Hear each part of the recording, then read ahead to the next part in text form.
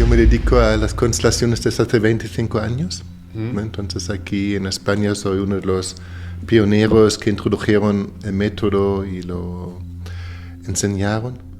Cosas no resueltas los puedo proyectar en el presente. Y tenemos esta tendencia, ¿no? Asuntos no resueltos los volvemos a poner en escena. Y muchas veces inconscientemente. Porque cuando tengo un problema, estoy inmerso del problema, pero no tengo esta perspectiva de fuera, ¿no? El inconsciente no solo se manifiesta respecto a lo que me pasó a mí en mi propia vida, como secuelas de mi historia, sino también hay lo que pasó en mi familia. Que sé que yo vengo de mis padres, mis abuelos, mis bisabuelos, y lo que ocurrió en las últimas 2, 3, 4 generaciones, hay ecos que me llegan. Y muchas veces de forma inconsciente. Cualquier movimiento colectivo hace que las personas se identifiquen con este movimiento. Y para mí significa que todavía no se han hecho adultos. Hay cosas más importantes de si tengo un coche bonito, o un reloj caro, o una pareja guapa, o lo que sea, ¿sabes? Sino es, ¿qué más hay? ¿No? Y allí se nos abren puertas, ¿no? Y nos lleva a un camino interno donde profundizamos y empezamos a conocernos más, y también la existencia humana, ¿no? ¿Qué significa ser humano? Y es un viaje que nos puede llevar a una conciencia más ampliada. Así que lo que necesitamos es más presencia y menos historias. En ese sentido, es como una invitación de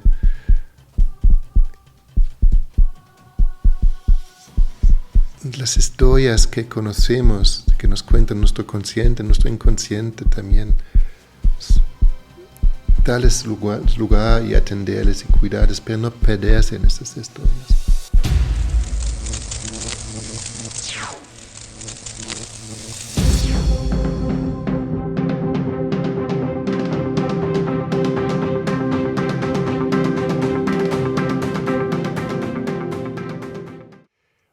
Hola, ¿qué tal estáis, resplandecientes? Muy bienvenidos a un nuevo Vele Podcast. Hoy tenemos un podcast muy especial. ¿Por qué, Víctor? Bueno, porque hoy vamos a charlar con Peter Burking. De hecho, hemos ido a su casa hace unos días, hemos vuelto impactados, ha habido grandes transformaciones, han pasado cosas muy mágicas, sincronías. Y Peter Burking es un constelador alemán, bebe de toda la herencia germana, ¿no? Toda la parte. De hecho, fue el introductorio un poquito aquí en España de todo esto y del mundo latino. Y además es el creador del gemelo solitario, de toda esta filosofía relacionada con la posibilidad de que hubieras tenido un gemelo cuando tú estabas en la barriga de tu madre y qué hacer con eso. Y ha sido tan amable de invitarnos a su casa, porque como la idea es traer valor a este podcast a través de figuras relevantes que manejen, pues, o tengan experiencia con manejar el inconsciente y todo lo que nosotros proponemos, pues para podernos ayudar a seguir viajando, ya que al final es que es algo que tenemos que asumir. El 95% del tiempo estamos reaccionando, nuestro inconsciente y subconsciente, si quieres llamarle así, nos está manejando y toca aprender a manejarlo para poder reprogramar nuestra vida. Así que Peter nos ha aportado un montón de valor y nos ha abierto su casa de forma espectacular con, como digo, con sincronías incluidas, ¿no? Sí, con sincronías incluidas. La verdad que ha sido un placer enorme conocer a Peter y bueno, pues sin más os dejamos con este bonito y potente podcast. Sí, hoy no hay Pronscrat, hoy hay podcast. Ahí está. Muy bien, vamos a por ello. Hola a todos, ¿cómo estáis? Bueno, tenemos aquí el honor de estar con Peter Burking. Hola Peter, ¿cómo estás? Muy buenas, gusto verte de nuevo después de tanto tiempo. Bueno, un placer muy grande, David y mío. Y aquí estamos en tu espacio íntimo, en tu lugar, y gracias por acogernos también, además. Con mucho gusto. Hemos estado charlando y teníamos muchas ganas de que quien no te conoce todavía te conozca mejor, y quien ya conoce las constelaciones y te pueda conocer pueda profundizar un poco más.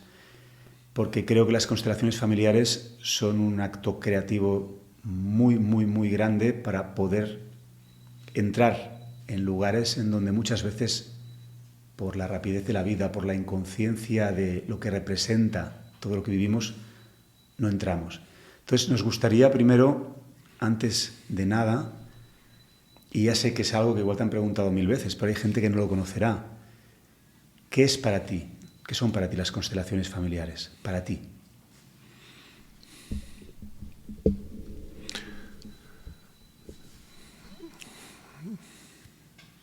En primer lugar, es un método para hacer visible las dinámicas entre relaciones.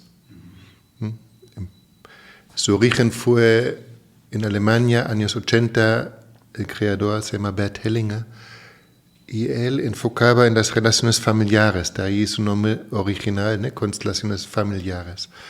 Aunque no solo sirven para mirar relaciones dentro de familia, sino también se podrá mirar cualquier tipo de relaciones.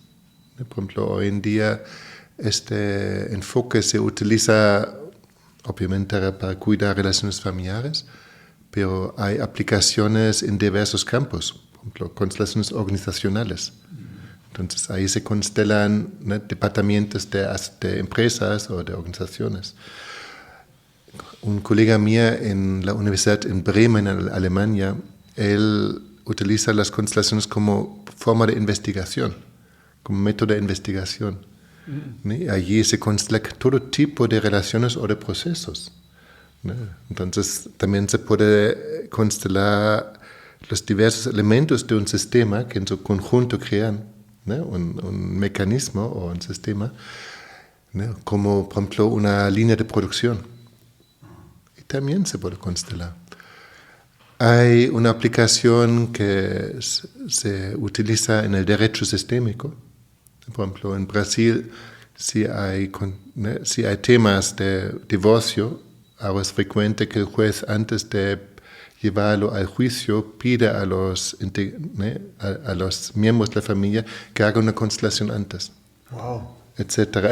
Hay muchas formas de aplicación de este método.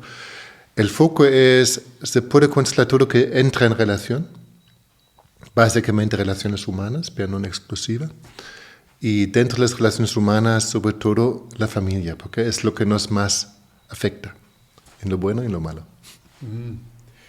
Qué interesante, qué interesante. La verdad que es todo un mundo. Tú llevas casi toda una vida, ¿no?, con esto, ¿no? Tan joven no soy. Yo me dedico a las constelaciones desde hace 25 años. ¿No? Entonces aquí en España soy uno de los pioneros que introdujeron el método y lo enseñaron. Me dedico sobre todo a formación.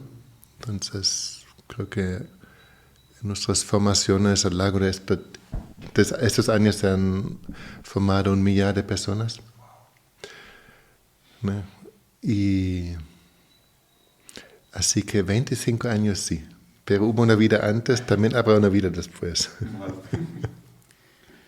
A mí me ha interesado mucho esto que has dicho de abrir las constelaciones no solamente a lo familiar, porque mucha gente que yo he conocido, quizá porque nuestra vida se forja en una familia, ¿no?, es como que solo ha visto esta posibilidad. De hecho, yo no conocía esa opción de constelar un sistema empresarial, un sistema, es igual, cualquier sistema, un equipo de fútbol.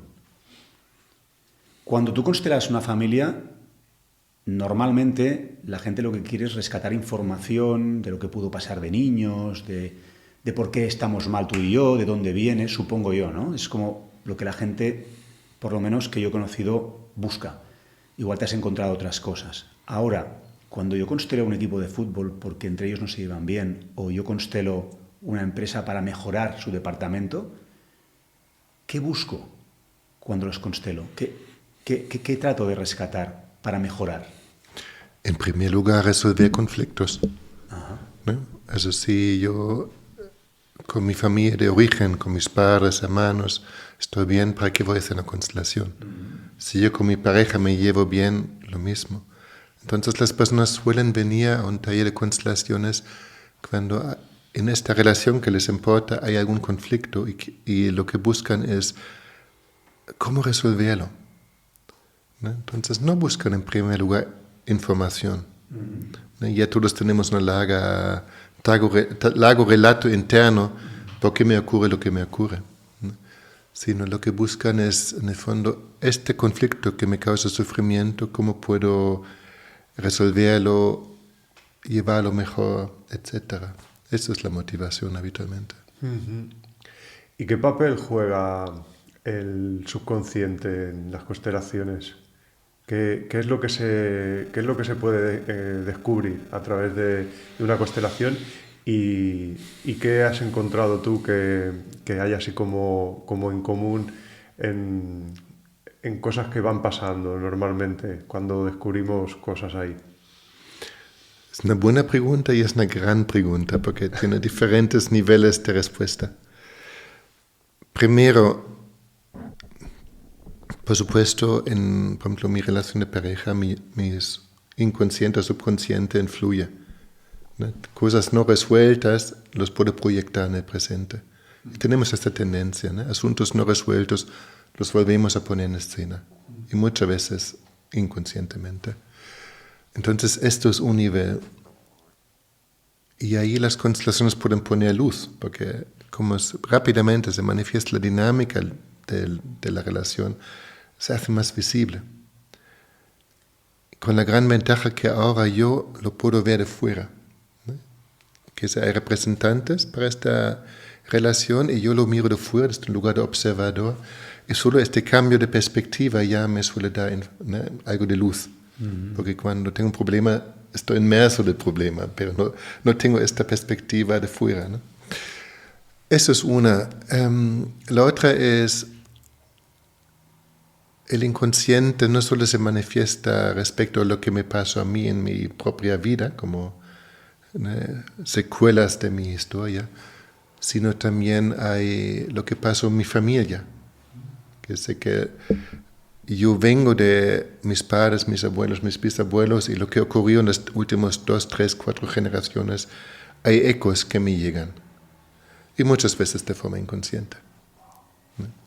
Ejemplo, ¿no? Por ejemplo, aquí en España la guerra civil como hecho histórico está reconocido, pero para que una guerra cicatrice se requieren por lo menos 4 generaciones, ¿no? Entonces somos la tercera, quizá ya la 4ª generación, ¿no? Que sé que mis abuelos lucharon en la guerra, mi padre lo vivía de niño, ¿no? Yo soy la siguiente. ¿Qué tiene que ver la guerra conmigo? Pues fácilmente hay ciertos miedos, temores, actitudes de lo que no se habló en su momento, de lo que se quedó callada, que las personas involucradas no supieron integrar, ¿no? Que de alguna forma se transmite a las siguientes generaciones, ¿no? Y entonces de golpe hay alguien que siempre cuando trata, por ejemplo, con una figura de autoridad, siente miedo y no sabe muy bien por qué, ¿no? Quizás si ha tenido un padre muy autoritario, vale, viene de ahí, pero quizá no, quizá el ambiente familiar fue respetuoso, bueno, cálido, y aún así le entra este miedo siempre cuando entra en contacto con autoridad. ¿No? O otro ejemplo, ¿no?, con el movimiento del independismo aquí en Cataluña, ¿no?, en su momento álgido, en 2017, ¿no?, yo tomo la autopista de Maresme para entrar en Barcelona y había lemas escritos en las puentes, ¿no? Y un lema era libertad o morirem, ¿no? Y yo cada vez cuando pasé leí esta frase, obviamente escrita por una persona joven, colgándose del puente, ¿no? Y pensé, esta frase no tiene sentido, no en 2017. Pero tenía todo el sentido en la boca de su abuelo o quizá de su padre o su madre, que vivieron esto, ¿no? Entonces, ¿qué hace el inconsciente? Lo siento como propio, aunque no es mío. Y lo pongo en escena de nuevo. Nos posee, ¿no?, un poco el inconsciente. Nos envuelve. Nos envuelve. Sí, más bonito. Hay algo que hemos hablado antes a micrófono cerrado, cuando tomábamos un té y charlábamos contigo, que es una de las cosas que a mí más me ha ocupado cuando en muchos años he hecho sesiones privadas usando el arte para ayudar a la gente, que era gente que venía de hacer constelaciones y tomaban las constelaciones como una prueba, es decir, como una prueba de ADN, como una prueba biológica. He sido una constelación, mi padre me abusó. Y en algunos casos, pues sí, había un recuerdo muy claro de eso, que a través de la constelación había aflorado. Y decía, bueno, si tú lo recuerdas claramente, está bien. En otros casos, no era un recuerdo. Como salió en la constelación, esta es la verdad, yo no recuerdo nada, pero... ¿Y tu padre cómo era? No, muy cariñoso conmigo, pero seguro que sí, porque si no, no saldría en la constelación. Es decir, que a veces gente pensaba o usaba la constelación como una prueba fehaciente de que esto es así cuando no hay suficiente fuerza como para tenerlo en cuenta. Y claro, esa mujer igual juzgaba a su padre, lo culpaba, lo atacaba y el padre no entendía nada. Y yo pensaba, ¿y si no es así? ¿Y si es una memoria? ¿Y si es otra cosa? ¿Nos podrías desarrollar un poquito más esto en tu experiencia?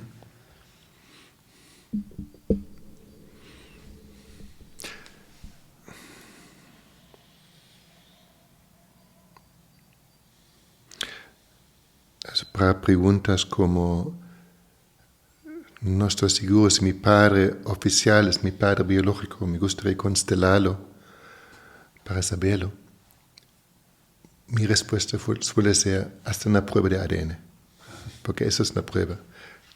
Esperar que las constelaciones puedan mostrar esto con claridad es esperar demasiado de este método. En el fondo es pedir lo imposible. Y si algún facilitador pretende es así, porque la constelación lo ha mostrado, yo creo que no entiende bien el método. Lo mismo con el tema del abuso sexual. Una cosa es, yo lo recuerdo que me pasó, entonces tengo un recuerdo consciente y para mí tiene toda la verificación en sí mismo, ¿no? La persona lo recuerda, de entrada me fío de ello. Y lo otro es, no tengo ningún recuerdo, pero parece que sí, o en la constelación ha aparecido. Si en una constelación se manifiesta, puede ser que es una memoria, pero la pregunta es, ¿a dónde pertenece esta memoria? ¿A qué generación? Porque nosotros no solo heredamos bienes, sino también heredamos emociones, pensamientos, actitudes, hasta sueños. Y entonces, vale, se manifiesta ahí, pero ¿es mío o pertenece a otro lugar en la familia? 1, 2, 3 generaciones atrás. Y no conozco una manera de distinguirlo con tal claridad, de decir, definitivamente es así. Entonces, nos puede dar pistas, sí, podemos explorar a través de una constelación, sí, pero nos sirve como prueba, no. Y para mí es importante tener esto claro, porque si no, ¿sabes? La persona entra con un problema y busca solución y sale con 2 problemas. ¿No? Y si esto ocurre en la terapia, significa que el terapeuta ha hecho un mal trabajo. Wow, qué bueno. Tengo una pregunta, pero es difícil de preguntar. Okay. ¿Has oído hablar del concepto de egregor? La verdad es que no. No, vale. Es como si fueran como entidades energéticas que se crean pues en un grupo muy grande de personas, ¿no? O sea, por ejemplo, todo el mundo que le gusta el fútbol y es de un equipo de fútbol, se crea como una especie como de energía, ¿no? Y me venía que quizá a lo mejor también tuviera que ver esto algo con las constelaciones, pero claro, si no conoces el término o no conoces un poco qué es lo que se mueve ahí con este tema, no sé si... O a lo mejor lo conoces, pero no lo conoces desde ese término, no lo sé. ¿Quieres que se lo pregunte de otra manera? Sí. Se lo pregunto de otra manera, porque yo sé lo que quieres decir. Es esa posesión colectiva. Es decir, de repente una nación se vuelve loca y todos se quieren independizar, pero hace 5 años solo un 10% querían. Y de repente todos lo tienen clarísimo y se lanzan y todos sientes que les posee algo, que es una fuerza, que sí, y no razonan, por ejemplo, ¿no? Es como si les hubiera poseído una entidad, un pensamiento colectivo que los arrastra. Yo supongo que David se refiere a que si las constelaciones tienen en cuenta o descubren, al trabajarse con ellas, se descubren también ese tipo de arrastres. O sea, ¿por qué vives? Porque hay que hacer esto, pero hay que hacer esto ¿por qué? O sea, como desvelar el por qué haces las cosas. No lo sé, ¿eh? Sí, es algo así. Exacto. Sí, porque en muchas ocasiones me he encontrado gente que defiende como un sistema que está como por encima de él, ¿no? Y entonces eso a veces tiene más que ver con este tipo de energía que se crea, de halo que se crea, en forma de un sistema muy grande, de muchas personas que creen algo. Y entonces como que es muy difícil poder como poner un contrapunto o que la persona pueda ver las cosas desde otra perspectiva, ¿sabes? Entonces, bueno, por ahí va un poco la pregunta, sí. Te entiendo, creo.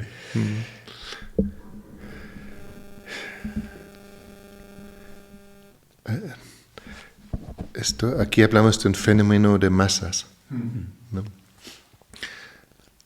Y detrás es una persona que en su conciencia todavía se siente unido con un colectivo, se identifica con el colectivo, ¿no? Y da igual qué tipo de colectivo. Entonces, si soy cristiano, católico, quizá esto es mi colectivo con quien me identifico, y si soy de algún club de fútbol, me identifico con este club, y si el club ahora este fin de semana va a ganar, estoy contento, y si pierde me vuelvo deprimido. ¿No? ¿Y qué tiene que ver este juego conmigo, ¿sabes? ¿No? Y lo mismo a nivel político, ¿no? Cualquier movimiento colectivo hace que las personas se identifiquen con este movimiento. Y para mí significa que todavía no se han hecho adultos. Wow. ¿No? ¿Sabes? Cuando nacemos, pasamos nuestra vida por todo un camino de desarrollar nuestra conciencia. Y lo primero es que yo nazco en el seno familiar. Y me identifico con mi familia, con mis padres, mis familiares, de forma incondicional. Esto es mi familia, ¿no? Y no hay más.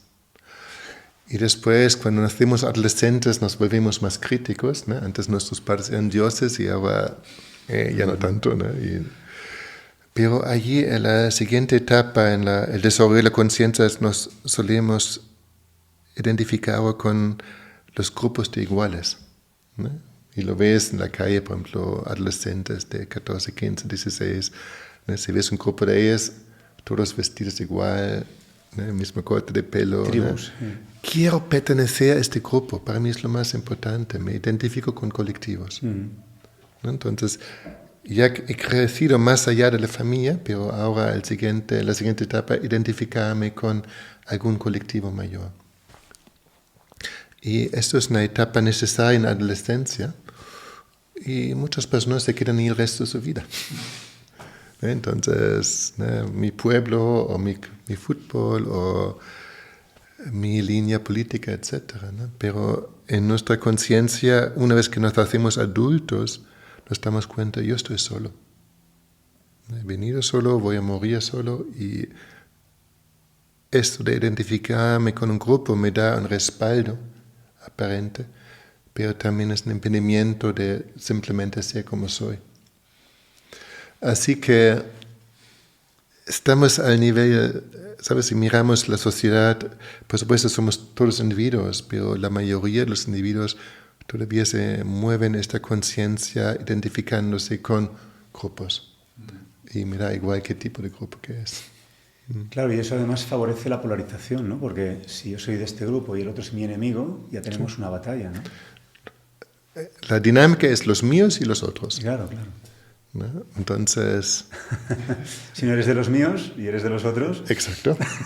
¿No? Y esto hay que entender, ¿no? Todas las guerras empiezan con buena conciencia. ¿No? Si miras cualquier historia de guerra, La guerra es para defender los derechos de los míos. Yo quiero lo mejor por los míos. ¿No? Yo me recuerdo todavía, por ejemplo, una entrevista con George W. Bush, ¿no? En la guerra de Irak. Él en esta entrevista dijo: yo cada noche rezo por nuestros soldados, por los nuestros. No por los otros los malos. eran los otros, ¿no? Y si allí hubo 4 millones de muertos, eran números. Pero esta conciencia, los míos y los otros, es el origen de cualquier guerra. Es increíble que el ser humano todavía esté ahí y repita ciclos sin aprender nada, ¿eh? El ser humano es un abstracto. Claro. Depende de ti, Claro, de mí. claro. De ti que escuchas esto. Claro. Depende de qué hacemos nosotros. Claro. Antes nos comentabas también, bueno, yo te pregunté, porque me interesa mucho el tema, también mucha gente viene que si el gemelo, y al final todo el mundo tiene gemelos.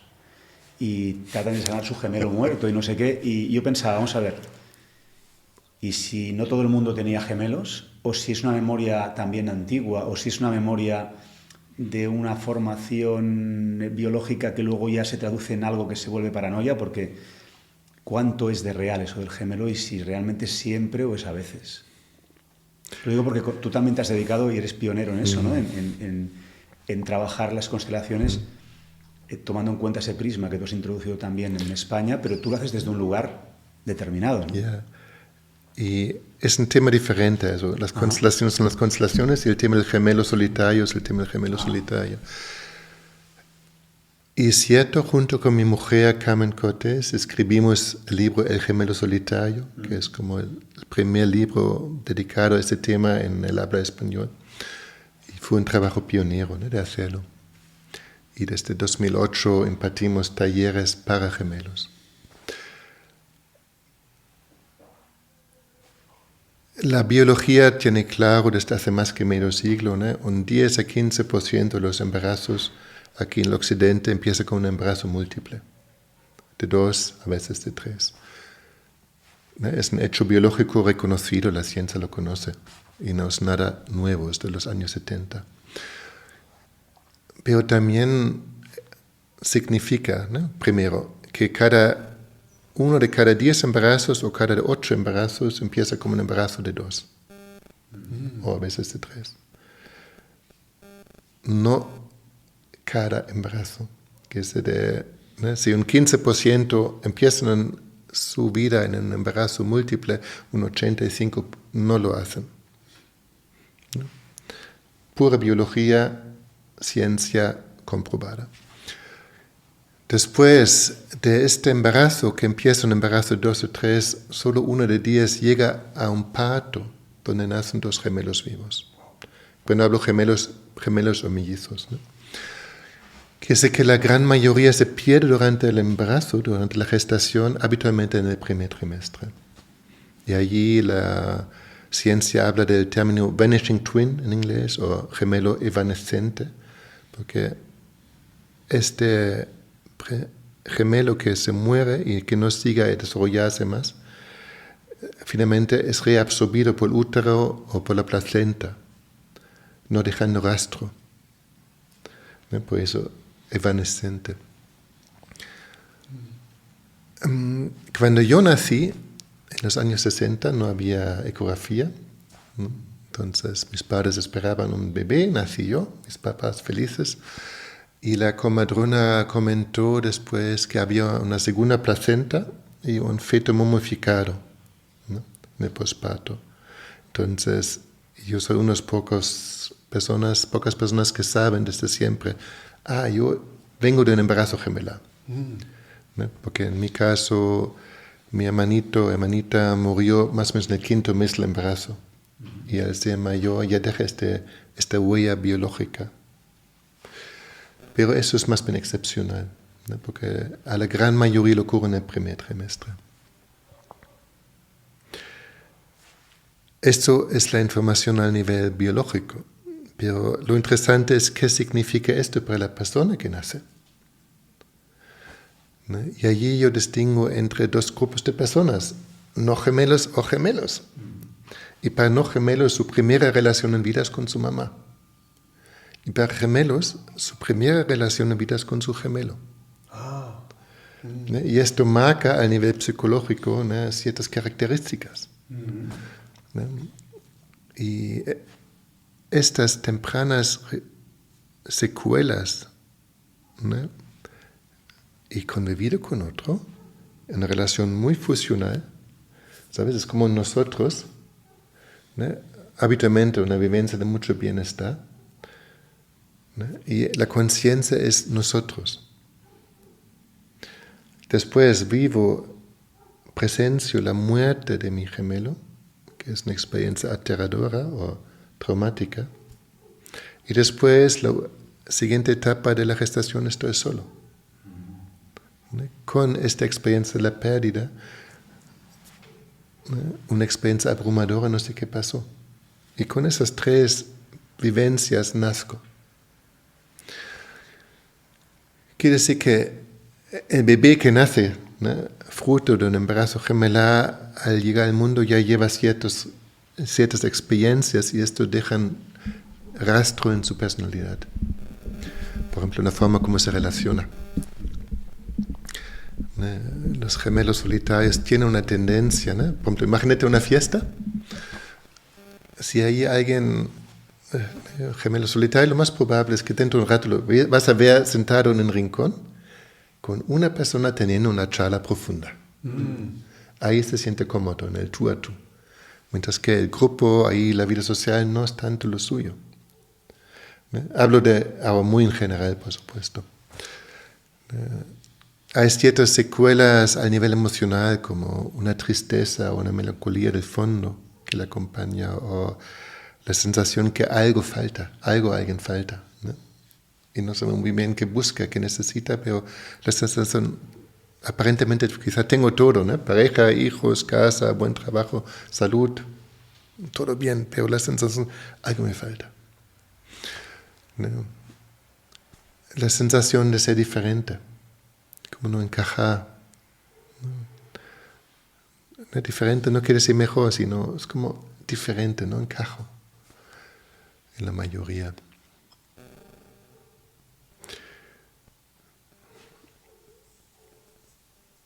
Ya, he nombrado algunas secuelas, podría nombrar más, pero estas tempranas experiencias dejan una secuela y se manifiestan en el presente. ¿No? Y por ejemplo, en la edad adulta, la relación que más se parece es la relación de pareja. Ahí también hay una persona con quien comparto espacio y tiempo, aunque jamás tan fusional y total como en esta primera experiencia.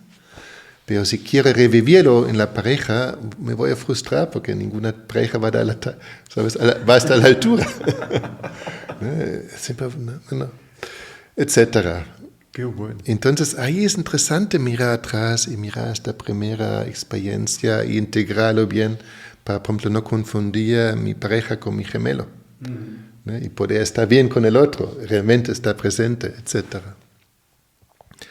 Pero como te digo, esto es quizá 1 de 8 personas del mundo. ¿No? Que aquí en España ya serían 5 millones de personas, que no es poco. Wow. Pero es una minoría, la mayoría no lo son. Wow. Así, brevemente, espero que os sirva. Sí, muy interesante todo lo que nos compartes. ¿Qué son estos muñequitos que hay aquí? Porque la gente que estará viendo este podcast dirán, mira, qué decoración más bonita, pero ¿son solo decoración o también sirven para otra cosa? Es nuestro equipo de coterapeutas. Que sé que estamos aquí en la sala donde damos los talleres para gemelos solitarios. Es un taller de fin de semana, lo damos 3 veces al año. Y entonces es para personas que saben o sospechan que su historia, han nacido solos fruto del embarazo gemelar. Y dentro de este fin de semana hacemos ciertos ejercicios y un ejercicio allí ellos sirven de representante. Pues están aquí presentes. Está muy divertido. Hablando de esto de los gemelos, es que me parece muy interesante, ¿eh? Porque tú decías solo un 8% aproximadamente. No. Un 15%, Un 15%, que es uno de cada 8. A uno de cada 8 ahora, sí. Se me fue el número. Un 15%. Pero quien viene a trabajar esto se supone que sabe que es ese porcentaje, o sospecha que lo es, o tiene alguna prueba. Lo digo porque todos los, iba a decir síntomas y no son síntomas exactamente, ¿no? Todas las características que has hablado las he vivido yo. Pero puedo no ser un gemelo solitario, sino que yo tengo esas características por otras razones, ¿no? ¿Cómo se detecta eso? Porque realmente vuestro trabajo profundiza a ver si sale la información, o porque ya vienen sabiéndolo por alguna cosa que ellos conocen biológica, o porque sus padres lo vieron salir un feto. ¿Cómo sabéis todo eso? O sea, ¿cómo lo manejáis simplemente para conocerlo? Sí. Also la gran mayoría de las personas no lo sabe a ciencia cierta. Que sé que en mi caso, ¿no? Como dije, es una excepción, que hubo esa secuela en forma de un feto momificado, la segunda placenta, pero habitualmente no deja rastro, entonces no hay prueba biológica. Y solo una ecografía temprana podría mostrarlo hoy en día. Pero aquí habitualmente la primera ecografía se hace a los 3 meses, que ya es tarde, muchas veces ahí ya no se ve. Incluso cuando se ve, no automáticamente el ginecólogo va a decirlo, porque como por experiencia sabe que la gran mayoría desaparece, a veces se calla para ver, se sigue adelante y en la siguiente lo dice, para no inquietar a la mujer embarazada. Así que pruebas biológicas a veces hay y muchas veces no. Entonces es más bien, para mí las pruebas relevantes son mis propios recuerdos, que obviamente es una memoria implícita, no es que lo recuerdo explícitamente, pero si lo he vivido ha dejado huella en mí. Y hay ciertas secuelas al nivel emocional, al nivel de pensamiento, al nivel de conducta. Esas secuelas pueden tener diferentes causas. ¿No? Como dices, me suena, quizás es mi historia, pero quizás no, porque puede tener otras causas. Honestamente, la mejor prueba que yo conozco, ¿no? A veces alguien me dice, Peter, tengo la sospecha, me gustaría constelarlo, y digo, yo no sé cómo constelarlo. ¿No? Porque si ahora ponemos un representante para ti y otro para un posible gemelo, la imagen misma ya no es neutra. ¿No? ¿Sabes? Es como si te pregunto, ¿estás bien? No es una pregunta abierta, no es ¿cómo estás? Claro. ¿No? ¿Estás bien? En el fondo ya implica, implícito dices, estoy bien. ¿No? Ponemos 2 representantes, vamos a ver qué pasa. Pues se van a relacionar. No es una pregunta abierta. Así que la mejor prueba que yo personalmente conozco es leer el libro. Hay personas que leen el libro y dicen, interesante, algunas cosas me suenan, otras no tanto. Pero unas cuantas personas leen el libro y dicen, eso es un autorretrato mío, pero ¿cómo me conocéis tan bien? O al leerlo me emocionaron muchísimo. Entonces, esta respuesta emocional o esta identificación con tantos rastros, si la persona lo vive así, la lectura tiene muchos puntos, que es su historia. ¿Puedes repetir el título del libro y los autores que eres tú y tu mujer? Está allí, se llama El gemelo solitario. Sí. Si quieres lo podemos mostrar un momento. Para que quien esté interesado lo lea, porque no hay mucho de esto. No, como digo, este fue el primer libro que escribimos, ¿no? Que se publicó sobre este tema. Ahora este también hay en varios otros idiomas, en catalán, entre otras, pero también en inglés, alemán, portugués. Y sí, es una forma de explorar su propia historia, ¿no? Claro. Yo bueno, nosotros que estamos trabajando mucho el inconsciente siempre a través del arte, lo que también veo aquí es algo que, obviamente, diferenciando lo que tú has dicho, pero imagínate que yo me resuena, creo que sí, y fuera que no.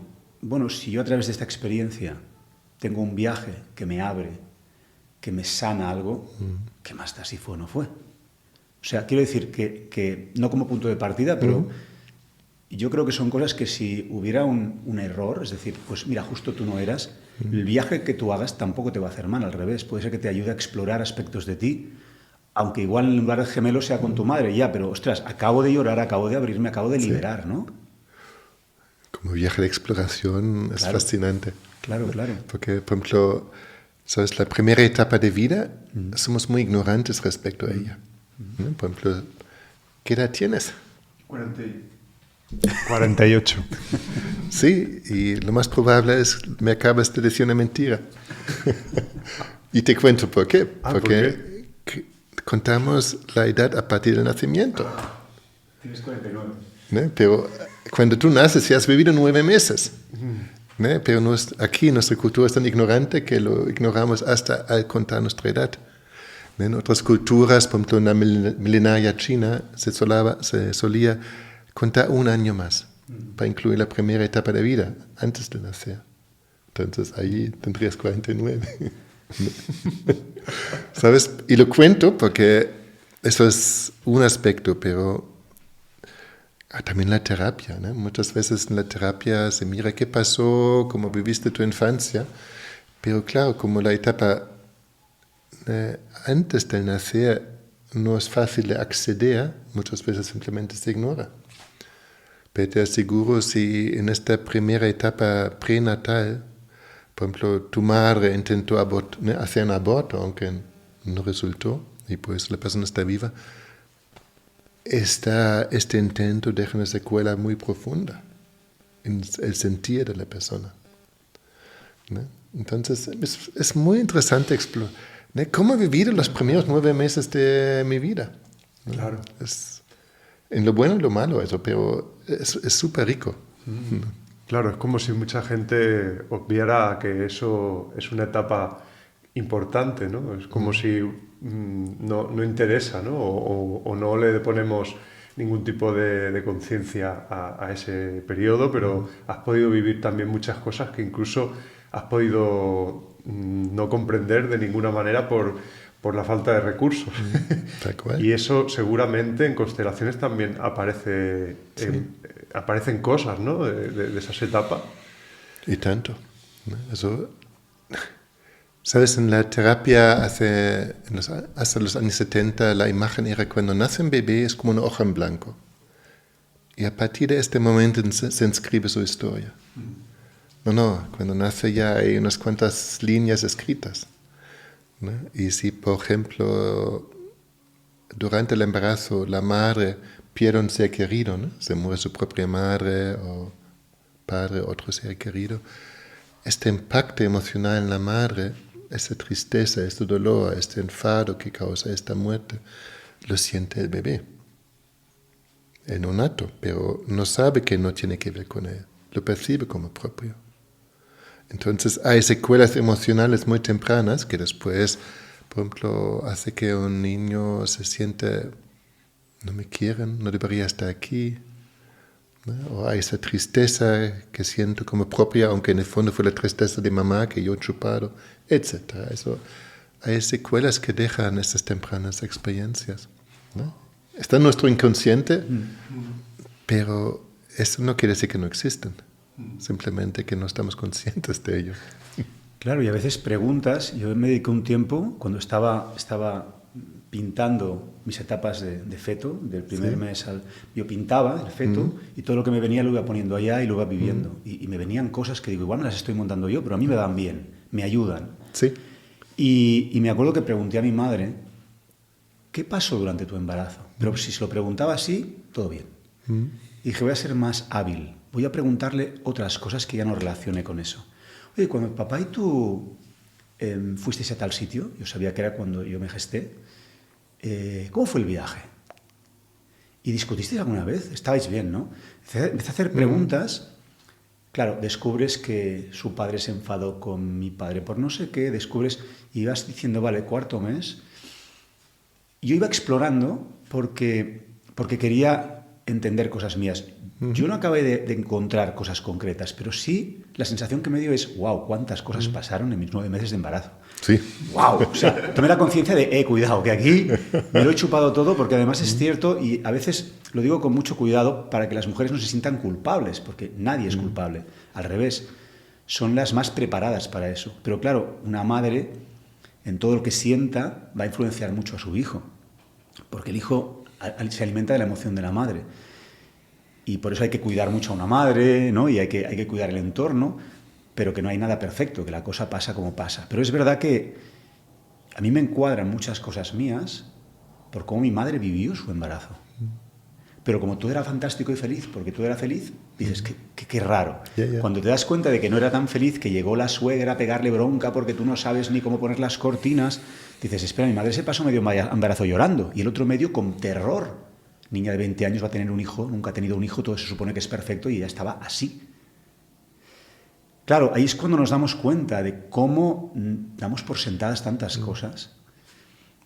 Y fíjate que yo quería aportar que me llamó mucho la atención que me enteré de que Cristiano Ronaldo, el futbolista, no sé si lo contaba él o su madre, no sé, pero lo contaba alguien, que su madre estuvo a punto de abortarlo porque eran pobres. Y la obsesión de él toda su vida ha sido ser rico.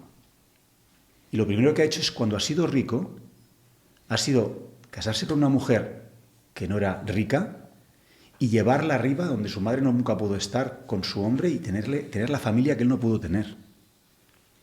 Estoy especulando, ¿no? Sí, pero es una interpretación. Sí, es una interpretación, pero me gusta jugar con la interpretación para fantasear a veces como artista, ¿no? ¿Y si fuera algo así? Es decir, ¿y si realmente nuestros impulsos de vida están forjados por lo que hemos sentido y cómo nosotros decidimos, o nuestros programas, actuar ante eso que sentimos, ¿no?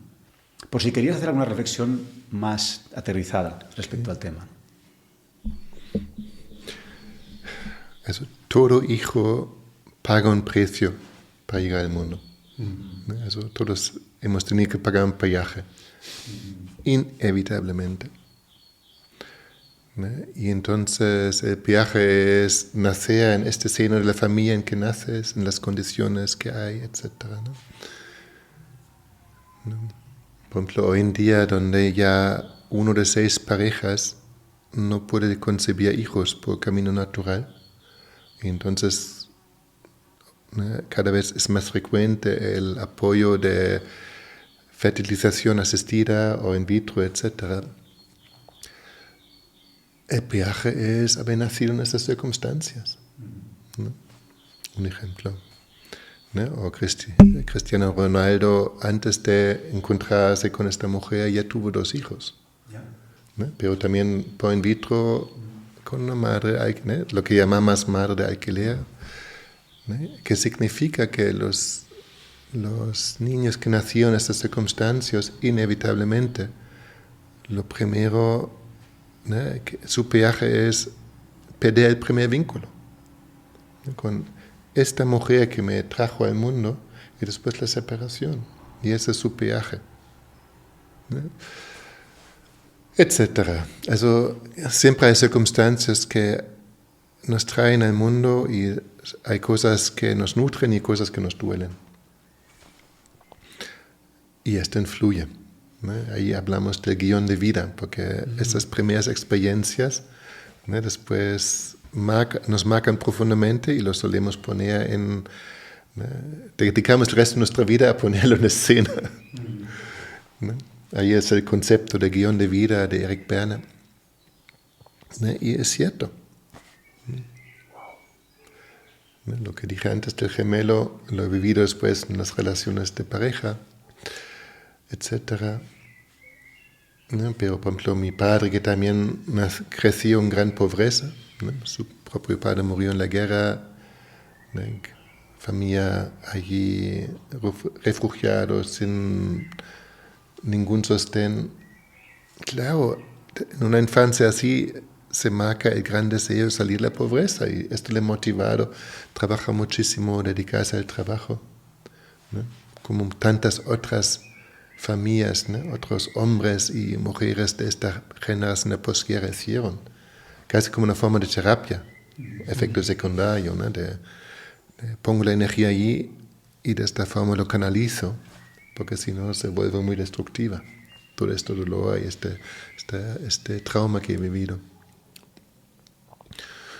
Claro, entonces si eso es prioritario, pongo la energía allí y no la meto en otros lugares, ¿no? En otras áreas de mi vida.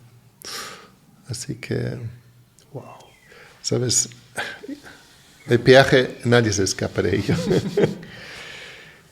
Entonces, todos esos niños o niñas que han sido adoptados en una familia, pero tienen a lo mejor una experiencia muy corta de haber vivido unos días o unas semanas, unos meses con su madre, incluso con su padre, pero luego son en adopción y muchas veces incluso no lo saben hasta que ya son más mayores. ¿Qué pasa ahí? ¿Habéis tenido algún caso en constelaciones de todo esto? Sí. ¿Y cómo se aborda esto? Las constelaciones ahí pueden ser de mucha utilidad, pueden servir. La gran herida de un niño adoptado o un huérfano es: me abandonaron, mamá me dejó. Eso es la gran herida, y esta herida le acompaña a lo largo de su vida. Se va a manifestar en las diferentes edades de forma diferente, pero es una experiencia tan elemental que no es como hago un proceso terapéutico y ya lo tengo integrado. ¿No? ¿Sabes? Cuando los niños son pequeños, ¿no? Y me lo contaron en mi entorno, por ejemplo, una mujer, ¿no? Con su niña adoptada, y en algún momento, cuando la niña tiene, no sé, 5 o 6 años, mamá, yo estaba ahí dentro de tu barriga, como mis amigas. ¿Y qué respondes? ¿No? ¿Y qué significa? Y después sigues creciendo y a los 7, 8 años lo sientes diferente y del adolescente diferente, y hay una cierta sensación de desarraigo que probablemente te acompaña una buena parte de tu vida, etc. Eso hay, ¿no? O una dificultad, cómo me relaciono, cómo desarrollo una relación de apego seguro con una pareja, con esta tan traumática experiencia del abandono, y cómo ahora confío, cómo voy a confiar en ti, etcétera. Esa secuela se manifiesta en diferentes etapas de la vida. Y nuestros traumas duelen y nos marcan y a la vez nos enriquecen, nos dan profundidad. Y en el trauma no solo hay sufrimiento, dolor, sino también hay regalos que descubrimos muchas veces con el tiempo, ¿no? Also una persona que le va bien la vida lo disfruta, pero es en momentos difíciles cuando algo se rompe o alguien se muere o algo grave ocurre, cuando nos damos cuenta, por ejemplo, de jolín. Hay cosas más importantes de si tengo un coche bonito o un reloj caro o una pareja guapa o lo que sea, ¿sabes? Sino es, ¿qué más hay?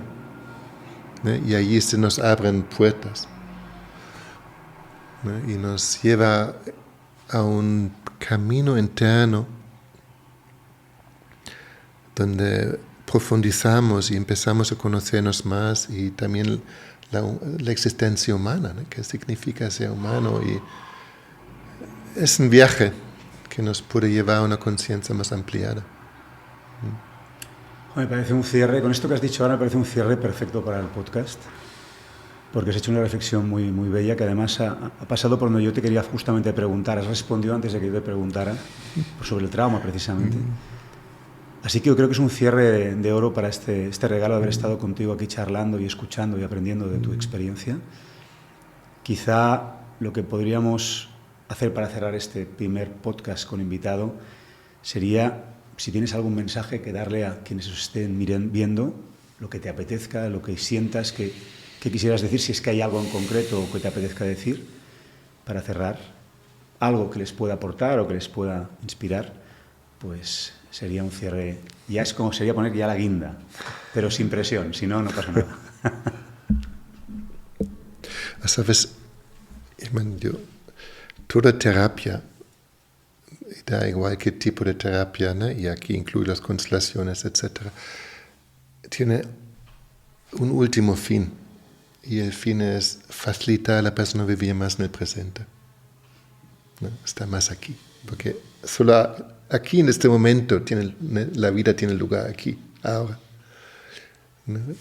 Así que lo que necesitamos es más presencia y menos historias, ¿no? En ese sentido, es como una invitación de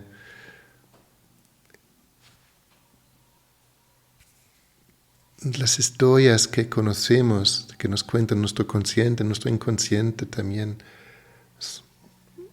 darles lugar y atenderles y cuidarles, pero no perderse en esas historias, ¿no? Porque si me dedico mucho a ello, no estoy muy aquí, ¿no? Y lo conocemos bien, por ejemplo, de muchos de nuestros padres no fueron muy presentes, había una cierta ausencia.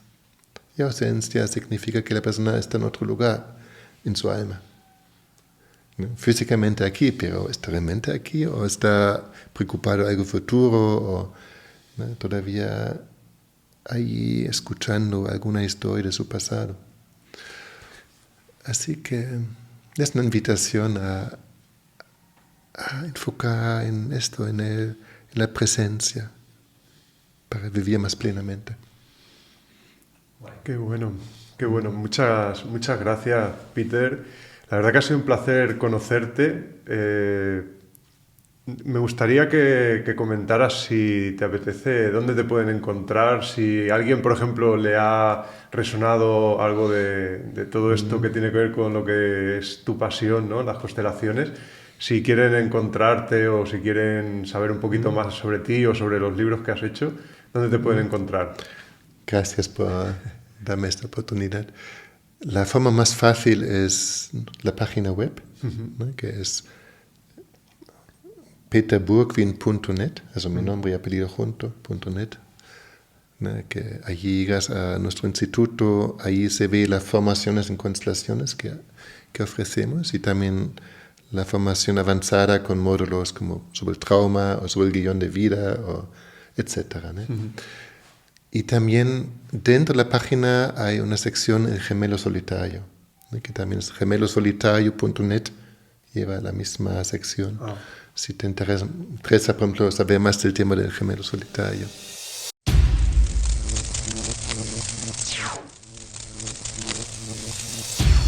Bueno, espero y deseo que os haya gustado. A nosotros se nos pasó volando. Se nos cortó justo al final, cuando él creo que iba a decir su web, no sé si la había dicho, entonces por si las moscas vamos a repetir su web. Su web es peterburkin.net. Ahí tenéis todos sus libros, tenéis todos sus cursos, sus formaciones, tenéis toda su información.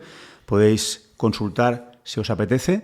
Decir que nosotros, después de unos días de estar allí, vamos confirmando que la vida es mágica, que la vida nos habla y nos acompaña y que cada ser humano al que conoces y que abre el corazón, como hizo Peter, que abrió no solamente su casa, sino su corazón, te refleja un montón de aspectos tuyos que puedes reconocer, te ayuda a resolver e incluso se puede convertir de golpe la persona con la que estás hablando en cualquier lado, en tu padre, en tu ancestro, en cualquiera que te dé un mensaje. Entonces, espero que entendáis el valor de esta primera entrevista, de este primer podcast, porque tenemos nuevos entrevistados y, como digo aquí, no nos atreveremos ni a pronunciar la palabra Bronsgrat porque esto es otra cosa. Así que maravilloso, ¿no, David? Sí, maravilloso y con muchas ganas de que lo veáis y, bueno, de que lo veáis, ¿no? De que lo compartáis porque ya lo han visto, ¿no? Se han llegado hasta aquí, macho. Exacto. Y de que también pues podamos entrevistar a otras personas aquí en el Vele Podcast. Muy especiales todas ellas y bien seleccionadas para que sigamos creciendo todos. Muy bien, pues hasta el próximo podcast. Chao. Chao, chao. Resplandeced, volved al origen.